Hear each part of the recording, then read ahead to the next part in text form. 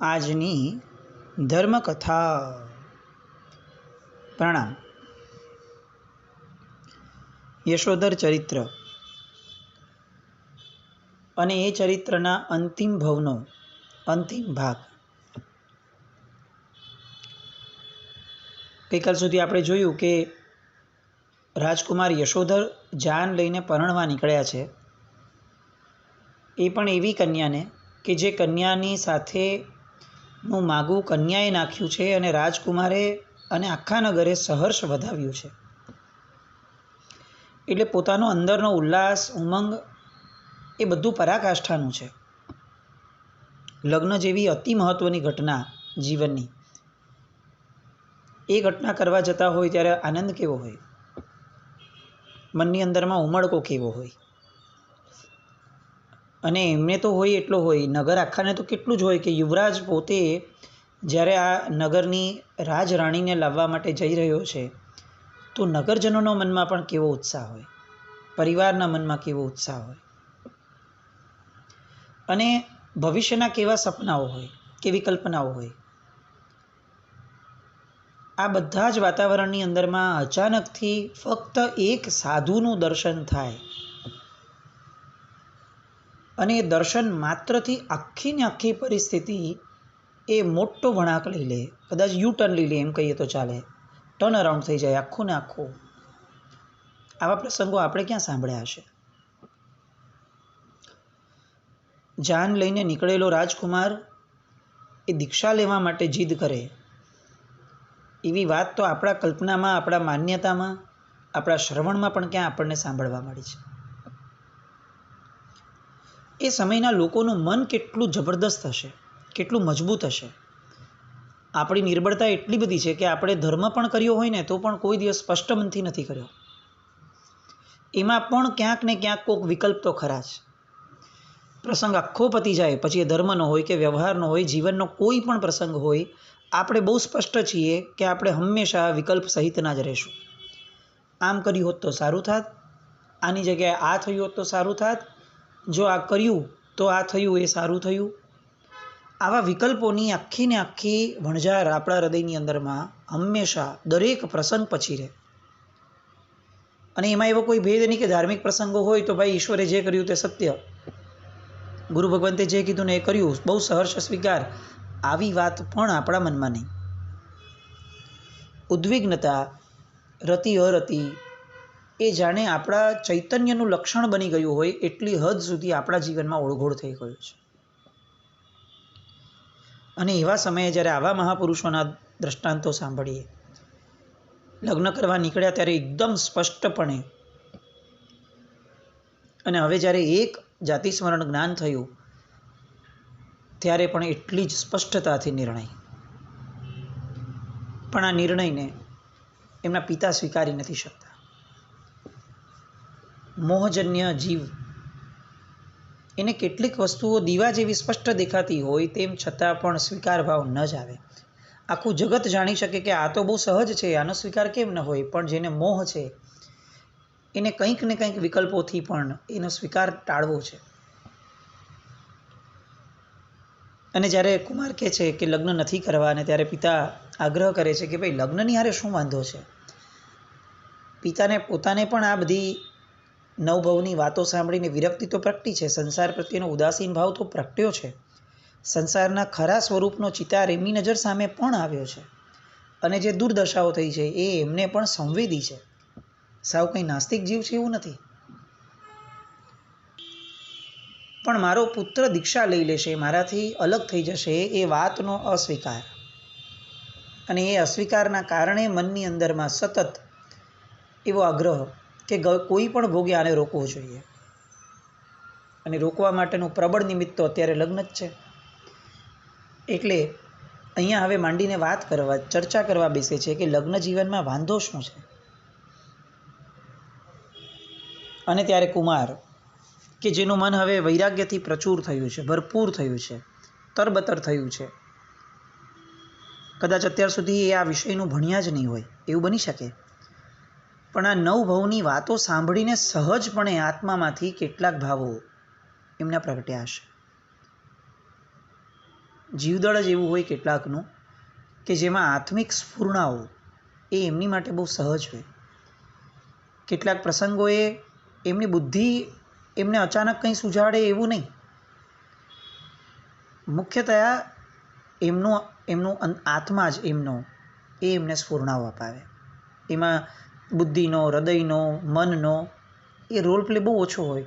જે અનંત જ્ઞાન આત્મામાં પડ્યું છે, આપણને એવું ખ્યાલ આવે કે આ એનો અણસાર છે, આ કોઈ બુદ્ધિનો અણસાર નથી. એવું એ જ્ઞાન આ યશોધર રાજકુમારના મનમાં જાણે પ્રગટ્યું છે.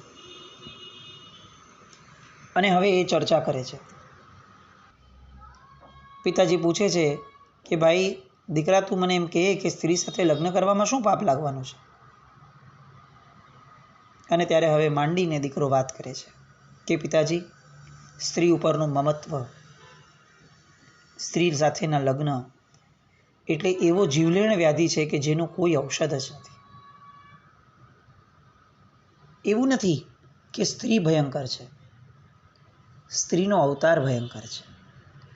સ્ત્રી અવતાર દ્વારા ઊભી થતી જે માયાઓ છે ને, એ માયાજાળ ભયંકર છે. આપણે ત્યાં કેટલીક આ મિસકન્સેપ્શનની ધારા પણ હોય છે કે જેમાં આપણે સ્ત્રીઓને ઉતારી પાડતા હોઈએ કે સ્ત્રીનો અવતાર એટલે નારી નરકની દીવડી. આ જાતિવાચક શબ્દ છે, વ્યક્તિવાચક શબ્દ નથી. નારી નરકની દીવડી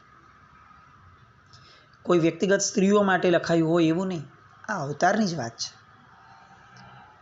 નહીં તો જે જૈન શાસન આખું ને આખું, શાસનનું મહત્ત્વ ગણો, શાસનનો ભાર ગણો, શાસનનું વજન ગણો, શાસનની જવાબદારી ગણો, આ બધું જ શ્રાવિકાના માથે મૂકે છે.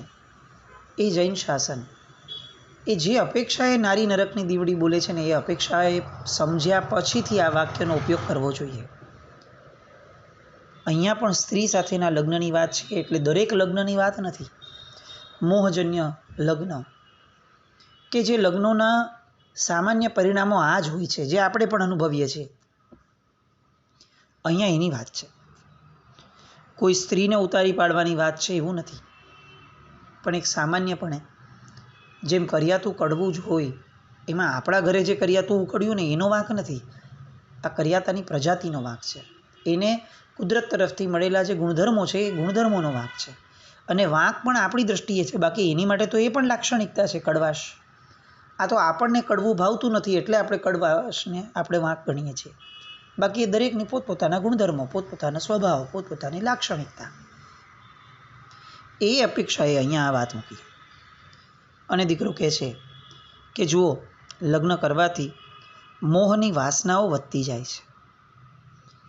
જે રાગની ધારા સ્ત્રી પ્રત્યે પ્રગટે, એને જે પોષણ મળે, મનમાં જે રાગ છુપાયેલો પડ્યો હોય એ જે ઉદ્દીપ્ત થાય સ્ત્રીના મળવાથી, સ્ત્રીની વાતોથી, એના હાવભાવથી, એના રૂપ શૃંગારથી, એ બધાના કારણે જે મોહ વધે છે, મૂર્છા વધે છે, એ બહુ ભયંકર પાપ છે. કદાચ દેખીતી રીતે એમાં કોઈ બહુ મોટી હિંસા હોય એવું નહીં હોય, પણ જે ભાવ હિંસા છે એ સૌથી પ્રચુર માત્રામાં છે. લગ્ન પછી ધીરજ ખૂટતી જાય છે, કારણ કે એક પછી એક કેટલુંક જીવન એટલું પરાવલંબી બનતું જાય, એટલા બધા વ્યક્તિઓને સાચવવાનું બનતું જાય કે દરેકનું મન સાચવવું, દરેકની ઈચ્છાઓ સાચવવી, દરેકના પુણ્ય પ્રમાણે ચાલવું, દરેકની મતિ પ્રમાણે ચાલવું, આ બધું અંતે છે ને આપણી ધીરજની પરીક્ષા કર્યા વિના ન જ રહે. માણસે પોતે પોતાની રીતે જીવવાનું હોય ને તો એ બધું જ કરી શકે, પણ જ્યારે બીજા કોઈકને સાથે લઈને ચાલવાનું હોય ત્યારે ઘણા બધા ફેક્ટર્સ એવા હોય કે જેના કારણે એની ધીરજની કસોટી થાય ને થાય જ. નંબર 3, અંત વિનાના વિવાદો પેદા થાય. ફરીથી એ જ કારણ, બે વ્યક્તિઓ ભેગા થાય, બેવની મતિઓ અલગ છે, બેવ જન્મથી અલગ અલગ રીતે ઉછર્યા છે, એટલે બંનેઓના વિચાર, બંનેઓના પક્ષવાતો એ અલગ જ રહેવાના. અને એમાં જો ક્યાંક પણ સમજણનું ઘર ન હોય એટલે વિવાદો પેદા થયા વિના ચાલે જ નહીં. નંબર 4, આ વિવાદોના કારણે શાંતિનું તત્વ જે છે એ અદૃશ્ય થઈ જાય. બહાર કદાચ શાંતિ હોય પણ મન ભારે હોય, ઉદ્વિગ્ન હોય, આવું વાતાવરણ રહ્યા કરે, અશાંતિનો અજગર ભરડો દે છે. મિથ્યાભિમાન, અહંકારમાં જીવન એ પ્રવેશ કરે છે. શામાં એ અહંકાર દેખાડ્યો તો હું કેમ ન રહું? આ સ્વાભિમાનના નામે પણ અભિમાન એ ડોક્યું દે એવું નહીં, એ આખું ને આખું સામ્રાજ્ય ફેલાવી દે. શામાં એ આ કર્યું તો હું કેમ આ ન કરું? આ વિચાર, આ મિથ્યાભિમાન. સામો આવો છે તો હું હવે ક્યાં સુધી આવો રહીશ? હું પણ એના જેવો થઈશ, હું એનાથી પણ વધુ ખરાબ થઈશ. આ મિથ્યાભિમાન. ધર્મ ધ્યાન અસંભવ બનતું જાય. આર્ત ધ્યાન અને રૌદ્ર ધ્યાન સહજ બનતું જાય. પાર વિનાના શારીરિક અને માનસિક દુઃખો જન્મે. એ દુઃખોના કારણે સ્વાસ્થ્ય બગડે. સુખ એ માત્ર અને માત્ર સ્વપ્ન જ બનતું જાય. ભવિષ્યના સુખની કલ્પનામાં આજનું દુઃખ એ પણ કંઈક સુખ માનવું પડે એવી સ્થિતિમાં આવતા જઈએ અને આવા અસંખ્ય પાપથી જીવન ભરાઈ જાય છે. રાજકુમાર યશોધર કહે છે, પિતાજી, લગ્ન કર્યા એટલે પાંજરામાં પુરાયેલા સિંહ જેવી મનુષ્યની પરવશ દશા થાય છે. અને એટલે જ સમર્થ પુરુષો પણ ગૃહવાસમાં સ્ત્રીના બંધનમાં હંમેશા સિધાયા કરતા હોય છે. આપ એવું ક્યાં નથી જાણતા? પણ જે મનુષ્યના જીવનની અંદરમાં ચિંતામણી રત્ન સમા જીન વચનો મળ્યા છે, એ મનુષ્ય પરમ સુખનો આધાર કહી શકાય એવા ચારિત્ર ધર્મની આરાધના કરી જ લેવી જોઈએ. મનુષ્ય જીવનમાં જ આ પુરુષાર્થ શક્ય છે. માટે પિતાજી, આ બધી વ્યર્થ વાતો છોડો અને મને ચારિત્ર ધર્મ સ્વીકારવાની અનુમતિ આપો. હવે પિતાજી પાસે શબ્દો નથી, વાદ કરવા માટેની આર્ગ્યુમેન્ટ્સ નથી. આંખમાંથી આંસુની ધારા, ઇમોશનલ વહેણ શરૂ થયું. ગદગદ સ્વરે બોલ્યા કે તારી વાત બહુ સાચી છે, હું સમજું છું, પણ આ સ્નેહ ગેલું હૃદય છે ને એ તને અનુમતિ આપવા નથી દેતું. અને પિતાજીને પણ જણાવે છે દીકરો કે જે પ્રેમ, જે સ્નેહ આપણને દુઃખી કરે એવા પ્રેમને, એવા સ્નેહને શા માટે હૃદયમાં સાચવીને રાખો? એનો ત્યાગ કરો. આ સ્નેહ રાગ જ જીવને વારંવાર કષાયો ઉદ્ભવાવે છે, જે કષાયો સંસાર વધારે છે. સ્નેહ રાગથી સંસાર વધે છે.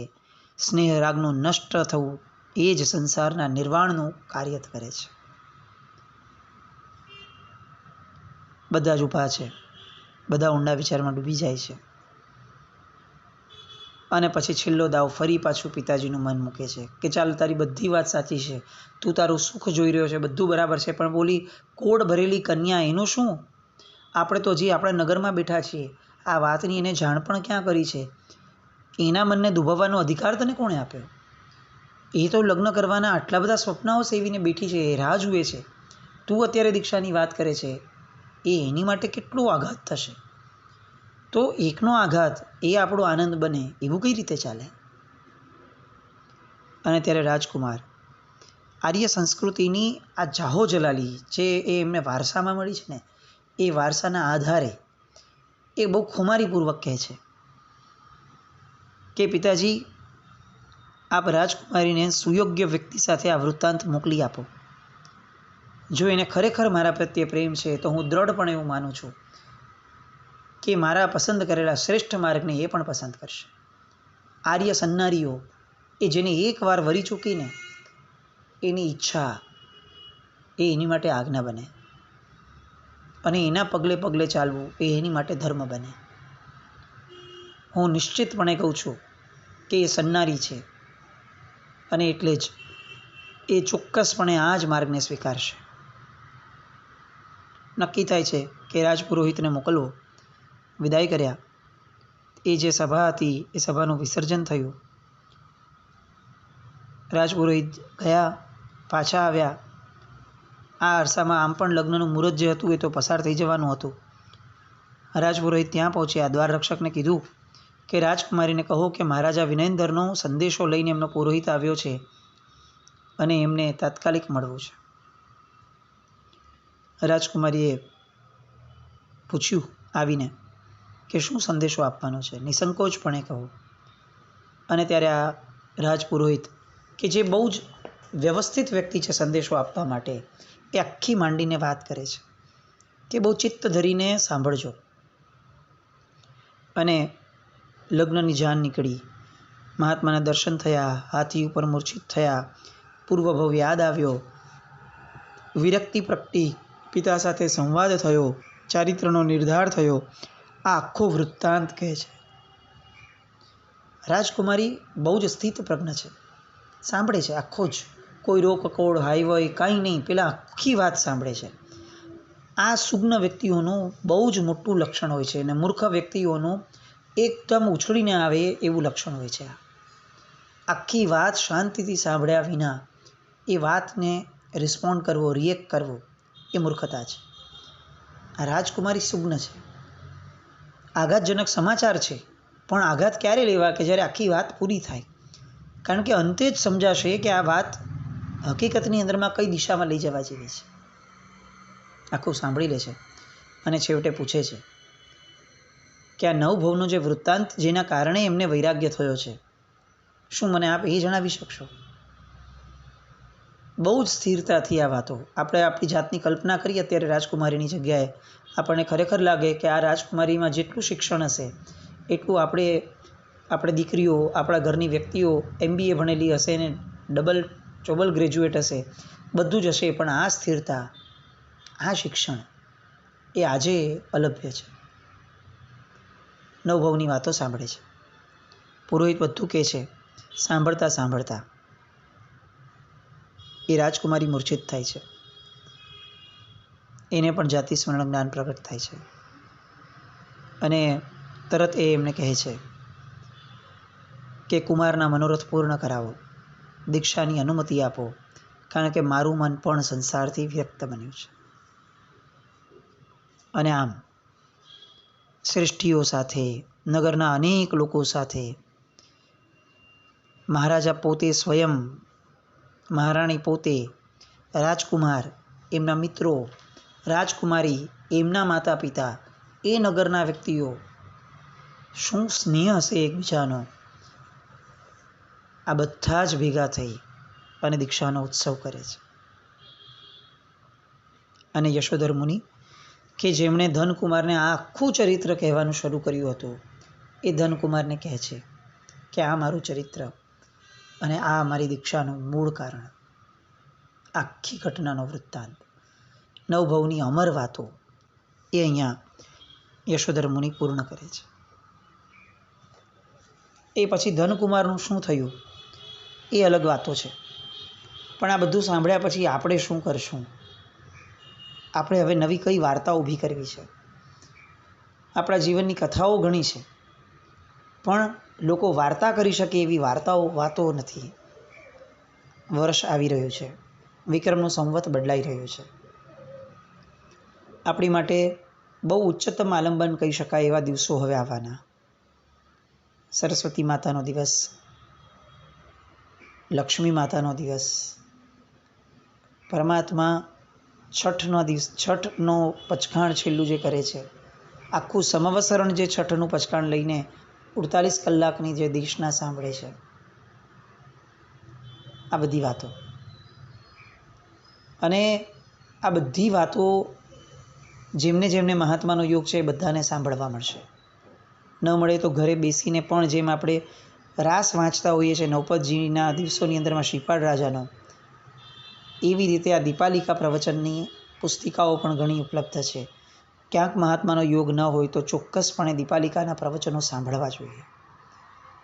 એ વર્ધમાન સ્વામી ભગવાનના અંતિમ શબ્દો, ઉત્તરાધ્યયન સૂત્રની વાતો,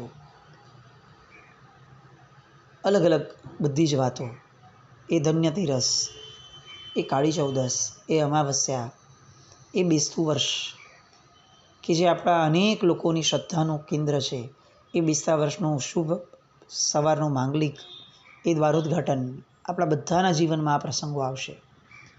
ઉલ્લાસને ઉછળતો રાખવાનો પ્રસંગ છે દિવાળી. જેને દિવાળીમાં પણ ઉલ્લાસ નથી પ્રગટતો એને આખા વર્ષમાં હવે ક્યારે પ્રગટશે એ પ્રશ્ન.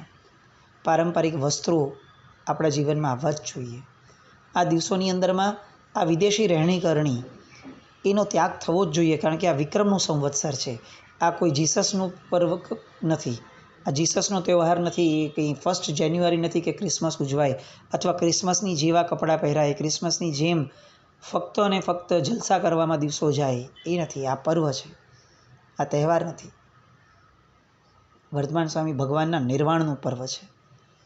ચોક્કસપણે દુઃખી થવાનો અવસર હતો અને તેમ છતાં પણ મારા ભગવાનને એમને જે અનંતકાળથી ઈચ્છ્યું હતું એવું સ્થાન એમને પ્રાપ્ત થયું. એ સિદ્ધશિલાએ મારા પ્રભુ ગયા, એ નિર્વાણ પામ્યા, એનો પણ આનંદ જે મને ન મળી શક્યું હજી સુધી એ મારા ભગવાનને મળ્યું, એ પણ ભાવ. અને એટલે એ બધા જ ગણના ગણવાના. દિવાળીનો છઠ કરવાનો, કેટલા છઠનો લાભ મળે ને એ બહુ સેકન્ડરી છે. કારણ કે ગણતરીથી ધંધો થાય, ગણતરીથી ધર્મ ન થાય. એ બાળજીવના આલંબન માટે મૂક્યું, એ જેમને આલંબને લેવું હોય ને બાળજીવ રહેવું હોય એ કરે, એમાં કશું જ ખોટું નથી. પણ આપણે તો ઉપર ઉઠવું છે. મારે મારા ભગવાન માટે છઠ કરવો છે. છઠની શક્યતા નથી દેખાતી તો મારા ભગવાનને જે ગમતું હતું એવું કંઈક આંશિક પણ કરવું છે, પણ કંઈક તો કરવું છે, કારણ કે મારા ભગવાનનું નિર્વાણ છે. આ બધા ભાવોથી હૃદય ઉભરાય. વર્ધમાન સ્વામી ભગવાનને નિર્વાણ મોદક ચડાવાય. આવી અનેક પરંપરાઓ, ઉજ્જવળ પરંપરાઓ લઈને આપણે આવ્યા છીએ. એ પરંપરાગત રીતે દિવાળી ઉજવવી જોઈએ. પાશ્ચાત્યકરણ, પશ્ચિમીકરણ એ આ પર્વને અભડાવી ન દે ને એનું ખાસ ધ્યાન રાખવું જોઈએ. એ હેપ્પી દિવાળી ન હોય.